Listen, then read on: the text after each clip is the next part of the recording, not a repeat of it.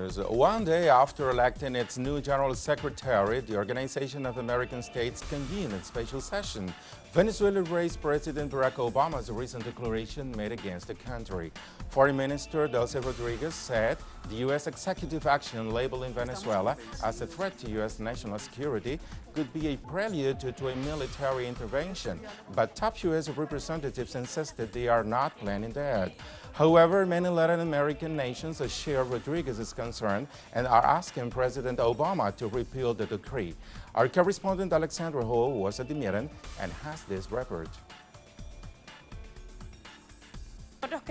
At the special session of the OAS in Washington, Venezuela's Foreign Minister Delcy Rodriguez sounded the alarm to regional allies that U.S. executive actions against Venezuela have historical precedents and could be a first step towards military intervention.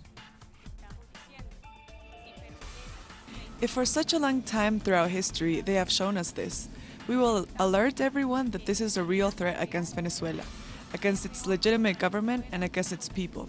This isn't just about 7 officials.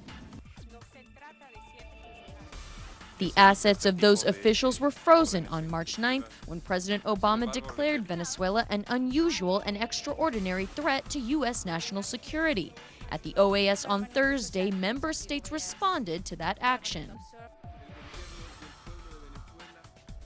The government and people of Venezuela are not a threat to North American power, nor to other states.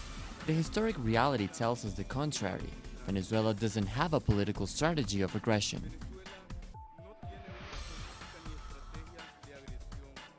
The United States, backed by Canada, also responded, arguing that Washington didn't create problems in Venezuela and it won't be the one to solve them. We hope that as a result of today, there will be a renewed consensus that Venezuela has to solve its own problems, and that the only way we would urge Venezuela to solve its own problems is through respectful dialogue in Caracas. But words are different from diplomatic action.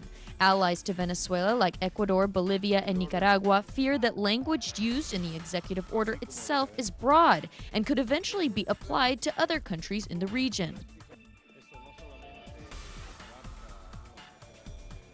This doesn't just cover 7 Venezuelan officials.